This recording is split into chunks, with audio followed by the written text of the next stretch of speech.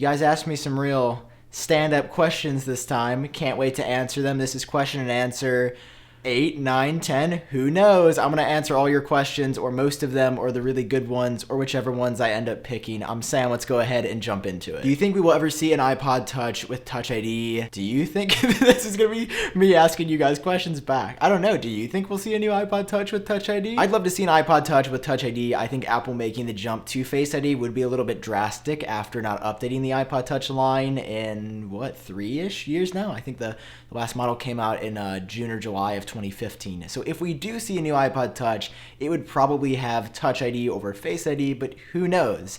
Maybe there's going to be a new iPod Touch, maybe Apple has completely killed the product and we just don't know it yet. Do you think we have at least a small chance for some iOS redesign on iOS 12, or is it more likely to be iOS 13? Definitely more likely to be iOS 13 because that's what all the rumors have indicated. In iOS 13, we're going to get like a new CarPlay UI or a new CarPlay home screen, and more importantly, a new home screen on iPhone and iPad, and I can't wait to see what Apple has been working on, but of course, we're at least a year out from probably seeing that, unless the rumors were inaccurate and that home screen is actually coming this year, even though no one said that. That would be really great. I just think that realistically, iOS 12 is going to be a smaller update where iOS 13 is going to have a lot of really cool and really big features and changes. What are you most excited for at WWDC? Well, on the software side of things, unquestionably iOS 12, but on the hardware side of things, the Face ID bezel-less iPad. If we could actually get an iPad that looked like this, just like these renders do, I would buy this in a heartbeat. I think the current 10.5-inch iPad with the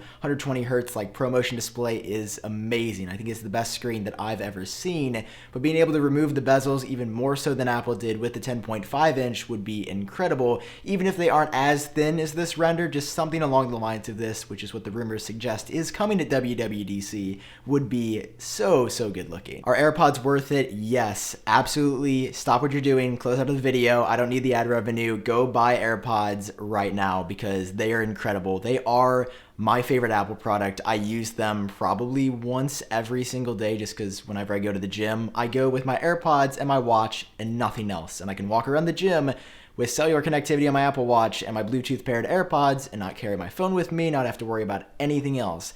Apple Pay and everything is on here. I've got my AirPods. I have Apple Music on my wrist.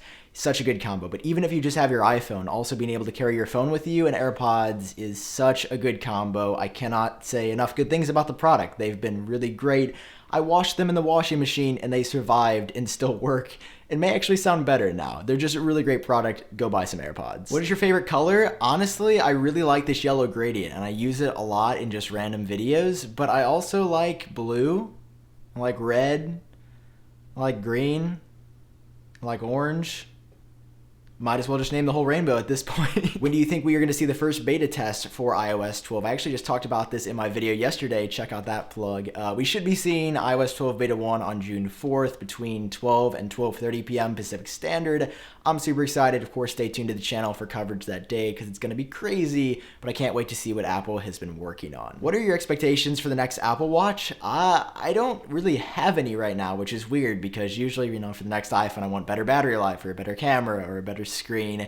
For the Apple Watch Series 5, I can't ask for a lot other than more speed improvements and better app support from third-party developers because app support on the Apple Watch is just the worst part of it right now. Developers got really excited about the first Series 0/Series 1, some great Apple Watch apps, but in recent history, developers have actually been pulling support for the Apple Watch and just eliminating their Apple Watch apps entirely rather than updating them or making them better. And I get it, the Apple Watch just isn't as big of a platform as iOS or macOS, but it's still a relatively large platform. I want to say the Apple Watch is now the #1 selling watch in the world, which is pretty insane, but at the same time, it doesn't feel like the #1 selling watch. There's a lot of things that I love about this, but app support and the lack of apps on the Apple Watch just isn't one of those things. Also, having a round watch face. This has been in rumors and concepts since the very beginning, and I've wanted to see that for a long time, so I think that'd be really cool. This is actually a really interesting comment that I want to tie into something else that I read recently. Once Apple was a champ in software, but with iOS 10 and 11, both Apple is not consistently providing the iPhone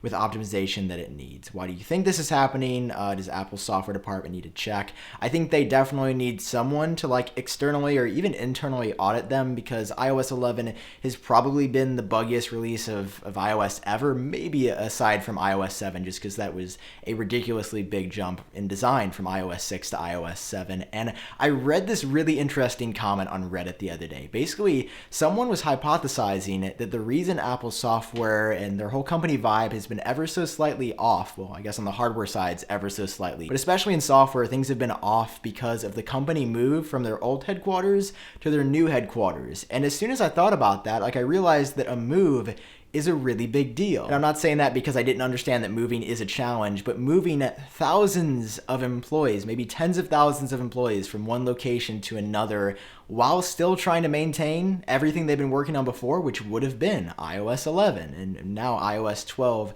It makes sense why Apple's pushing features back in the future for iOS 12 and for iOS 13, just to refine them and make them really great rather than rushing them out. And I think that's a really good decision. But I read this comment and that's instantly what I thought of. Like, maybe the reason Apple software has been really sketchy lately is because everyone has been moving it and acclimating to the new environment. Like, workflows were probably completely uprooted and destroyed, and now employees had to work around them or figure out how to do things at the new location that they were so used to doing at the old location.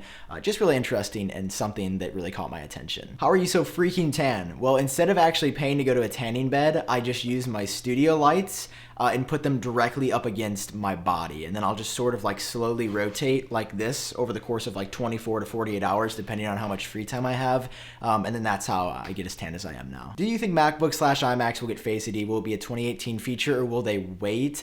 I don't think it's coming to the Mac line in 2018 if I had to guess or predict, but we're already hearing that for the Face ID or for the iPad Pro coming this year, it's going to have Face ID, going to have an iPhone 10 style design. And for Apple's Mac lineup, I would actually argue that Face ID makes more sense there than Touch ID, where Touch ID may be embedded in the screen could make more sense on a mobile phone, but Face ID is what Apple has set its sights on. It's really good technology. I've been a fan of Face ID since I started using it. There's days or times when I wish I still had Touch ID, and maybe a combination of both in the future would be the best option for all of Apple's products, but in 2019, 2020, absolutely, I think Face ID will be coming to the Mac line. What's the best iPhone in your opinion and why? iPhone 10. I loved iPhone 5S, 6. I didn't have a great experience with the 6S. The 7 was good, but all right in retrospect. 8 is a really great phone too, but there's something about the iPhone 10, specifically the screen going from edge to edge, that I just love. I think this is the best iPhone ever. I still think it's too expensive, but it doesn't change the fact that I think this is the best iPhone Apple has ever made. Maybe AirPower is coming in June. I really hope so, because that is a product that I'm very excited for. It's a product that Apple announced all the way back in September of last year, and a product that a lot of people are waiting on. We don't know the price. We don't know when it's going to become available. We've heard that it's been delayed because of heating issues while Apple has been testing it, but that's only a rumor. Hopefully it's coming in June, but maybe it gets delayed again. How has your new iMac Pro affected your everyday life? Well, I'm in crippling debt now, so I don't have any money whatsoever. But whenever I get sad about that, I can just come in and stare at it, which is really cool. What's your favorite song? Why did you get an iMac Pro? Right now, my favorite song is probably Jackie Chan featuring Post Malone by Preem, and I'd never heard of Preem before this song, but it's super catchy, it's got a great flow, and I just really like the way it sounds. I bought the iMac Pro because it was on sale. It was like $500 off, and there was no tax from B&H Photo and Video, which is who I purchased it from, and it's gonna help me actually make content better. So it was like an investment into the channel. I didn't actually just have like a ton of money laying around, and I'm like, just buy an iMac. It was a lot of money. I think it was the most expensive purchase that I've ever made, but so far it's been really great, and I think it's worth it. This is another really interesting question that I've been thinking about myself. Do you think the rumored upcoming iPhone SE2 and 6.1-inch iPhone are different models, or do you think the rumors might be about the same model? And this is something that I've thought about, because now Makazakara has said that the iPhone SE2 is not actually coming in May or even in June, but launching alongside the new iPhones in September. And we've seen like the iPhone 10 style design, and it could have like a metal back. So maybe the iPhone SE2 is the 6.1-inch iPhone, but there's also I don't know, now that I'm thinking about it, maybe it's just the 6.1-inch iPhone. Conversely, other iPhone SE2 rumors suggest that it's not going to have the iPhone 10 style design, that it will be a dedicated device, a separate device from Apple's main 3-device flagship iPhone lineup this year, and that it will have a traditional iPhone 5S/iPhone SE design. It'll have a glass back instead of a metal back, but largely the screen size, 4 inches, is going to be pretty much identical to the current iPhone SE. All right, those are all the questions that we have time for. I really enjoyed this episode. All of you asked some really great questions, so I really appreciate that. If you enjoyed it, drop a like down below. If you want to see more videos and you're somehow not already subscribed, but you're watching this, make sure you hit that subscribe button. And if you want to help support the channel, make future videos like this one possible, head over to patreon.com/update. Of course, a link is down below. Any donation helps the channel out. And if you want to buy a t-shirt, that's available at shop.iupdateos.com. I've been Sam. I hope all of you are doing great, and I'll talk to you in my next video.